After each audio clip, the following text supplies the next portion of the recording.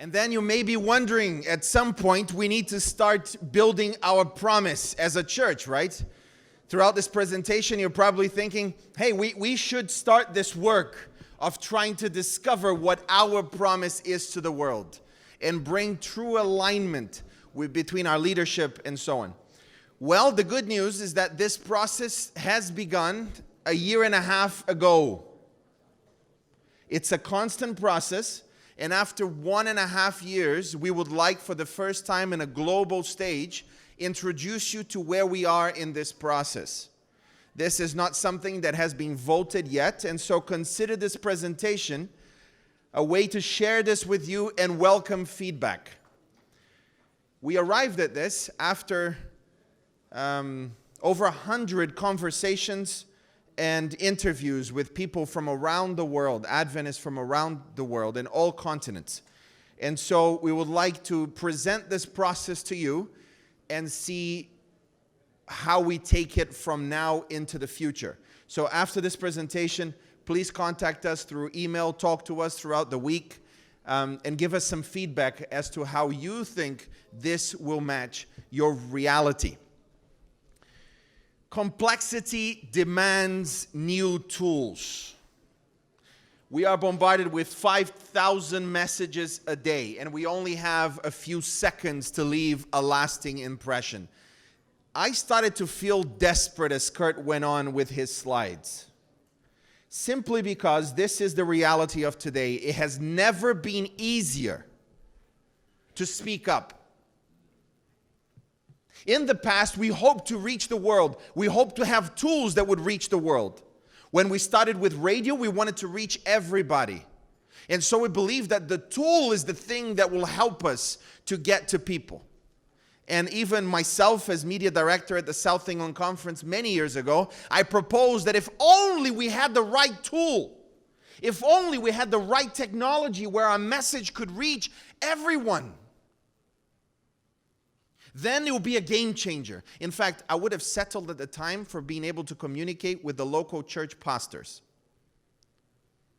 Have you noticed how difficult it is to communicate? It's easy to speak up. It is easy to broadcast. But it is never been harder to be heard. You are competing with 5,000 messages. To be heard is the single most difficult thing in the 21st century. In fact, you are giving me the greatest gift you could possibly give, your attention. The currency of the 21st century, the most valuable one, is your attention. How can we be heard? Speaking up is easy, and we do it. We have over 50 television channels around the world. We have hundreds, if not thousands, of radio stations. We are very powerful speakers and broadcast entities. And yet, have you noticed how we are not being heard by the world? Have you noticed that people don't even know who we are? How do we create this? Now, this complexity that has started, we need to have visual images to help us navigate this complexity. So let's look at this slide here. Do you see all of these things that represent the Adventist Church? All of them. Second coming of Jesus, the Sabbath, stewardship, the new earth, Pentecost, salvation, justification by faith, 1844, William Miller, stewardship again, because that's important. The great controversy, the health message, redemption, spirit of prophecy, a prophetic movement, AWR, Hope Channel, the Godhead, Global Youth Day, the beasts of Daniel Revelation, Jesus. The list could go on. We have a very complex message to give. In fact, there is not an area in your life where the Adventist Church doesn't have an opinion about. And as we try to present all of this complexity to people, we need a visual icon, a logo, something that they can understand all this by. And this is the use as the logo you can see on the screen. And before we get any further, let's clarify something. When we try to introduce this to people, we do it from our various perspectives. So we introduce this subject. It's like giving them a bowling ball. You familiar with bowling? It's heavy. You give them a bowling ball. Then you give them another bowling ball. Then you give them another bowling ball. It is too complex. We cannot present all of it at once. And what is it that across all of our entities and institutions, it's the thing that we do, the promise, the one thing that we do for others. And when I say we, and when Kurt was describing this brand promise and the whole process of a brand, which brand were you thinking of? To me, this is a fundamental question that we need to address. Which brand were you thinking of? Were you thinking of your own brand for your entity? Or were you thinking of the Adventist brand that all of us share? Your brand is a sub-brand of the Adventist Church. This has to be very clear to you. Your brand does not stand alone. It's a sub-brand of the Adventist Church. What does that mean? It means that the promise that we have as a church must also be somehow fulfilled by your sub-brand, by your institution. Gain is a sub-brand of the Adventist Church. So is yours, your event, your entity. And this, to us, is very important. Because we have come here to put mission first. If we don't get this together, friends, we have no hope of communicating to the world. If we continue to put our own entity brands first, our own localized objectives first, our own egos first, we will never fulfill this mission. We have biblical mandate for this. The disciples, before they started communicating, they went to the upper room and they became one. When companies talk about unity, when companies talking about alignment, this is a secular word, but Christians should know this very well. This unity. I pray that they may be one. How can we be one and not follow uniformity? How can we be truly united but not be uniform, where everybody dresses the same, does the same, and there is no localization truly? How do we navigate these complex waters? What is the one thing that we have been born to accomplish? This is the question that we started 18 months ago, and we've made some great progress. It all came to a head, it all came to a focus when we were rewriting Adventist.org. We are in the process now of rewriting the home of the Adventist Church globally, which is Adventist.org. And in order to do this, we realized that although the communications department is responsible for Adventist.org, it isn't ours. If you're a communication leader in your local church and conference, you are the steward of the digital presence of the church in your region, but it isn't yours.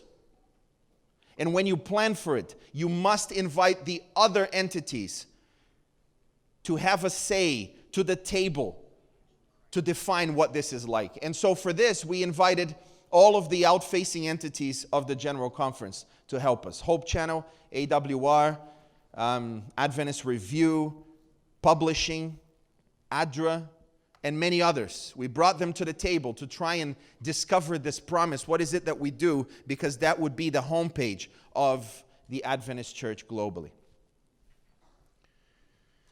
Now, once you have this one thing, the challenge is every touch point needs to deliver on that promise. What happens when you make a promise and you don't keep that promise? You lose trust, and trust is the only thing that you've got. So when somebody hears this promise, local churches need to deliver on this promise. Adventist hospitals need to deliver on this promise. Adventist schools need to deliver on this promise. Adventist websites need to deliver on this promise. Social media, all the phone calls, the radio, TV, publications, etc. And most difficult of all, when you encounter a Seventh-day Adventist member, they need to deliver on this promise. Is it even possible to find the one thing that we can all deliver today? I would love for this to be aspirational. Let's create a beautiful sentence that the world would love. But then, if we're not delivering it already, there is no hope of us standing behind a promise that we cannot deliver. What happens when a person in the 21st century realizes that their brand that they are loyal to stops delivering on that promise? What happens? If you start, let's say you are we're in South Korea, so Samsung kind of person. Okay? You always buy Samsung. They have a promise. I'm not sure what it is, but I'm sure they have one. What happens when you start buying the Samsung phones and they don't deliver on that promise? The first phone, you're upset. The second phone, you're very disappointed. Are you going to buy a third one? But what if you're very loyal? You're one of those die-hard Samsung people. I'm not sure there are any, but let's say you're one of them. You buy the third phone and it still doesn't deliver on their promise. What do? Do you fly to Korea with signs to stand outside of their headquarters to say you're not delivering on your promise? Is that what you do? What do? You buy another brand, right? How many of our people are leaving the church because we're not delivering on the promise that brought them to the church in the first place? That's what people do. They take a step back, they walk out, they just go because we're not delivering on their promise. So if we as a church globally, we start promising love and compassion, you're going to find community with us. Do you have the courage to promise this for your territory? Let's be honest with ourselves. There are some Adventist churches where nobody will talk to you. There are some church services that would suck the life out of you. Have you been to those yet? How do you create a promise that some, if not many, of our local churches, let alone the other entities or Adventists, if you want to know how sometimes not even polite our members can be, just follow our channels on social media. Those are our members. How do you have a promise that all of us deliver? Is that even possible? We have been the people of hope for many years. 20 years now, the people of hope. There is no other territory that has delivered on this and that has talked about this more than the South American division. Millions of books distributed with the word hope in it. Every year is a new kind of hope. Hope this, hope that, hope that. Talking to the South Americans, they tell me they now don't have any more hopes to add. They had the final hope last year, and it wasn't the final. There is still another hope this year. But South America likes research, so they commissioned the research for the 69.5 million social media followers that they have across all of their social media pages. And here is the result of that research. The word hope doesn't really feature. It's a promise that we're making to the world that we are not delivering, and so it hasn't hit home, the word hope. We tried. Can we do better? As Kurt said, this is not just a change. We need to constantly ask ourselves, what can we do better in this? It's a constant process. And so, one of the principles here about a brand promise as a tool is that it's not about you. This is a very interesting thought and concept. It's not about you. It's not about your brand. And now for me, what really helped me to understand this, David Sharp will expand this in the afternoon, but you are not the hero of your brand. Who's the hero? The hero is the person that you're serving. But that's not how we do this. How have we been presenting ourselves over the years? Just go to the about page of your own website. We this, we that. We have a fantastic heritage. Here is our history. This is where we've been. This is what we do. This is how big we are. This is what we've achieved. We constantly. And the person who's reading this looks at it and says, good for you, bye. How do we present ourselves? We are the remnant church of God. We have the truth. And sometimes, even though these statements are true, what they communicate is arrogance. And they communicate that we want to be the hero. And if we want to be the hero, other people look at us and say, good for you. Best of luck, mate. This is the equivalent of what I'm describing. Let's imagine a single young woman that gets invited to dinner by this guy. Let's imagine that I'm that guy. Okay, I met Amy, my wife, when I was 14. She spent a year without talking to me at all. There were only 12 of us in the class. When I decided I was going to ask her out, it was a really difficult moment for me because my friends said that it was going to be impossible. She's English, you're Brazilian, she's beautiful, well. But if you wanted a Brazilian to get something done, tell them that it's impossible. Okay, so imagine that on our first date, I would sit next to her or in front of her, and this is how the dialogue would go. Imagine if this happened. Thankfully, it didn't, but just imagine. Well, Amy, nice that you come here. Let me tell you about my parents. And then next, I'm going to tell you about my dreams as a child and what I hope to achieve in the future.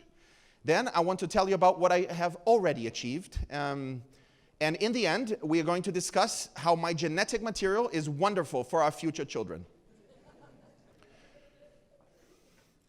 Do you think she will go out with me on a second date? If we continue to make it all about us, we have no hope of communicating with people in the 21st century. We have seconds. And the truth is, if we're not addressing their points of pain, their crisis, their difficulties, then we will never be heard. We will be forever speaking. Instead of proclaiming in a loud voice, we're going to be whispering. We will be the whispering remnant. Enough. It's about time that we place the gospel in a way that will address the pain and the crisis that people are going through. It is about them. Our promise is not a promise to ourselves, it's a promise to them. We are not the hero. We are the mentor. We are not Daniel San from Karate Kid. We are Mr. Miyagi. 6 people know the reference, I can see. We are not Luke Skywalker. We're Yoda. Okay, 12 people now got it. Fantastic. Okay, let me help this crowd. We are not Moses. We are Jethro. We are not Moses who has a crisis of trying to lead 2 million people and he can't do it. We are Jethro who comes in and says, I know your pain. Here's a plan.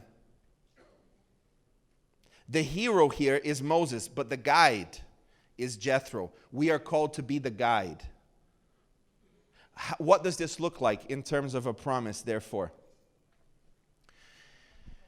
A promise must focus on the customer, not the brand. In our case, must focus on the people we are serving, not ourselves. It must be delivered through every touch point. It must include the essence of the brand and the reason for its existence. Before we had a name, this promise has to have been delivered. Must reflect the original intent of the founders. People within the organization must identify with the promise. And when we started this, we thought it would be absolutely impossible to find this one thing. Here it is. Seventh-day Adventist Church. We can help you understand the Bible to find freedom, healing, and hope in Jesus. This is where we are so far in this journey. And we put it to the test in various ways, and this sentence has passed in those tests. Okay, so let's break it down a little bit, because there are nuances to this sentence. As you can imagine, after hundreds of conversation, arriving at this, there are many nuances to this. So let's talk about those nuances. First, every person must understand the truth for themselves. We are helping people understand the Bible. There is no brainwashing in the Adventist Church. We open the Bible and they need to see the truth for themselves. They need to discover it for themselves. This is not about copying. They need to understand. And so there is no manipulation, there is no brainwashing, there is no coercion. That's the first thing. We are helping people understand the Bible. It is so simple. Next, beyond cognitive Bible studies. I know that from this sentence we had some feedback, and some people from different parts of the world said we are worried about this sentence. Because when people see understanding the Bible, there is this idea that all we do is to proclaim and to preach doctrine. Doctrine, doctrine, doctrine. As we help people understand the Bible, understand that there is an experience with the Bible that is needed. The only true way to understand the freedom of the Sabbath is to invite the family to spend the Sabbath with your family. There is an experiential, a relational aspect to helping people understand the Bible. Can you understand the forgiveness of God if no one ever forgave you here on earth? There is a relational aspect to this. We can help you understand the Bible. In order to understand the Bible, there must be some reality to this. Our hospitals are healing people because the new earth, there will be no one sick. And so we are anticipating that reality here. That's why we have hospitals. It's a way to understand the Bible. Every activity that we do is a way to understand the Bible. So it's not just cognitive. The promise is not that we will teach you the Bible, but that we will help everyone understand it. We must invite them to take time off work and spend the Sabbath with our family so they can understand it. Without Jesus-like relationships, no one can understand the Bible. So understanding the Bible is not just a cognitive course that you give. It requires community and relationships to find freedom, healing, and hope in Jesus. In our exploration, the sentence has been translated to Spanish, Latin-based languages as we can help you understand the Bible, to live with love, hope, and freedom. Amor, esperanza y libertad. Because it translates better. There is no Spanish word for healing or Portuguese that encompasses the whole meaning of the word in English. We don't bring freedom, healing, and hope. We don't bring freedom, healing, and hope.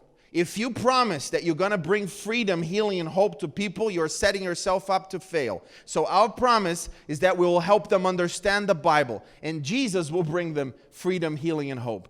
People can only find it, freedom, healing, and hope, in Jesus when they understand the Bible. God will use our schools, hospitals, and churches to deliver on His promise too. Our promise, however, is helping them to understand the Bible. Next, our pioneers were fulfilling this promise before we had a name. Before and after the great disappointment, that's what they were doing. They were opening the Bible and helping others to understand it. That is the point of everything that we do. Our promise is for every human being, including our own members. This is not an outward-facing promise. When you are going through a difficult time, what do? Do you need to understand the Bible deeper? That's what I experience. I'm constantly, every day, trying to understand the Bible more so I can find who Jesus truly is. That is the experience of every Christian. Can you be a Christian without ever more understanding the Bible? In my experience, no. So this is to our members also. The Sabbath school lesson is perhaps the greatest, the most expansive curriculum in the world, and its purpose is to help people understand the Bible more and more and more. Our whole church has been set up for this. We have over 150 Bible correspondence schools around the world, and their single purpose is to help people understand the Bible. We are already delivering on this promise. And now, so let's put this to the test. If you are in an Adventist hospital and you tell the nurse who's not an Adventist, hey, I would like to know more about the Bible, she will get the chaplain to go and talk to you that very same day. If you are in an Adventist school, whether you're a parent or a child, and you say, I want to know more about the Bible, you will see the religious teacher or the chaplain of that school, and they will help you understand the Bible. If somebody comes and they meet a local church and they say to someone, I want to understand the Bible more. I want to, help me learn it. No, they may not invite you for lunch, but they will get your name and they will be in touch, because that's what we do. And the final test, every member. Let's imagine a member is on a bus going somewhere, and then they start a conversation, and the person next to them hears that they're Adventist. Oh, so you're an Adventist. And because we are all aligned in this, the positioning in their head is, oh, Adventists. They're the people that can help me understand the Bible. I want to know more about the Bible. What will that member do? They will most likely get their name and contact details and will be in touch with them or pass that on to somebody. Even our members are attuned to delivering on this promise, on helping people understand the Bible. This here is inside someone's mind, because that is the positioning.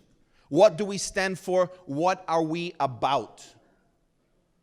If people understand around the world that we are about this one thing, which is to help them understand the Bible, it will give us a chance at communicating with the world.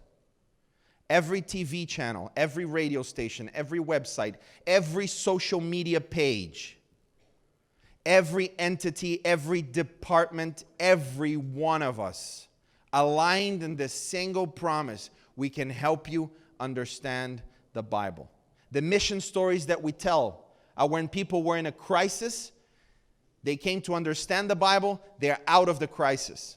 So the church is no longer the hero. Who's the hero? The person who was in a crisis is the hero.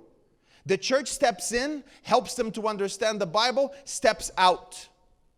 If this was a film, the story would not be about the church at all. It would be about this hero who was in a crisis, couldn't get to where they wanted to go. There were a single mother and their teenage daughter was depressed. They are the hero. They didn't know where else to do, so they searched on Google, Pastor Google, as you will hear about this afternoon. And Pastor Google helped them to find Adventist.org or the website for your church. And the promise was there right at the top. We can help you understand the Bible to find freedom, healing, and hope. And she says, what I need the most right now is healing. I need hope. She gets in touch. Within 10 minutes, somebody replies and says, we can help you understand the Bible so you can find Jesus who will bring you healing and hope. And they start a process. They start a journey. Eventually, she meets with the Adventist church. She visits a counselor for her daughter. And after some time, our hero discovers that Jesus loves her more than she ever thought of before. The church steps in, guide steps out. We are not the hero. We are helping people to understand the Bible. Here is a good one. There are some parts of the world where you have very contemporary Adventists. I'm not going to use the word liberal because it carries with it negative implications I'm not bringing to the table today.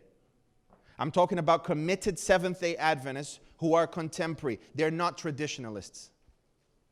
We presented this promise to them, and their reaction has been a visceral response to say, yes, this is what we're about.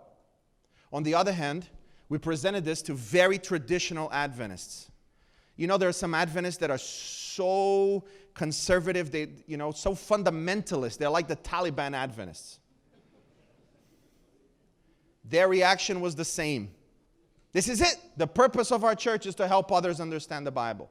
And so, as we tested this with various groups within the church, they acknowledged also that this is central to what we do and who we should be. But we must get better at it. If this is our calling, Bible studies that just have questions and answers and no interactivity must be something of the past. We must get better at explaining and helping people understand the Bible. We must be conscious about developing resources that not only teach the Bible, that's easy, but resources that help people understand it measurably. Understand it for today, understand it for a month in the future, understand it for a year in the future. People must understand it. If that is our promise, we must get better at it. Have you noticed how difficult it is to send people to good digital Bible studies? There aren't any. We must develop better tools, better videos, better courses, better experiences in our local churches to help people understand the Bible. Because this is it. If our promise is this, then this is what we're about. The implication is somebody goes and says, if you want a worship service where you have, a band and it's very powerful and wonderful, we say, fantastic. There is Hillsong down the street. You've got the other church there. Oh, I want a church service that, the kind of healing services where your leg grows back in the service. Well, if you want that kind of service, there is this Pentecostal church here and the other Pentecostal church there. Oh, you want another kind of church. You want a church that meets in small groups and they do this. Well, there may be others. But you want to know about the Bible. You want to understand the Bible. Oh, then you need to talk to the Adventists. No one in the world needs to help people understand the Bible better than the Adventist Church. This is what we've been called to do. Oh, but what if they don't believe the Bible? What if they don't even care about the Bible? What if it's a secular context or a Hindu context or a Muslim context? What if they don't care about the Bible? What do we do? If people are not at the point where they're willing to understand the Bible, we need to help them. But ultimately, this is where we need to lead them to. Let me help you understand this in another way. 11 years of my ministries were in Europe. I know what it's like for a church to be embedded in the community and lead very few people to the waters of baptism. No amount of relationships will lead to baptism if the Bible is not involved. Would you agree? The fact that we must say that we must be intentional about leading people to the Bible is already a problem. We should never have to say it's intentional. Of course it's intentional. We were born for this. Every relationship at some point needs to lead to that. And if you're wondering, well, I heard many times that if we live good lives, people will come to us and ask questions about our faith. Let me tell you something. No one will ever ask questions. I've never baptized anybody with that perspective. I've never even heard of a baptism with that perspective. Because today we don't go to each other and say, I have problems with my marriage. Tell me about your church. Are we seriously expecting this to happen in the world? It will not happen. When people are in crisis, which pastor do they look for? Pastor Google and Pastor YouTube. And it is there that we must be present. And this afternoon, we will explore this funnel that will help us get people from helping them find us, helping them find Jesus, and then helping them find others. This is the new promise. We welcome your feedback, and if you think we should go in a different direction, let us know. This is still an open project, but ultimately, once we have a promise, we hope to be totally aligned as a world church to fulfill it and finish this work God has given us. Thank you.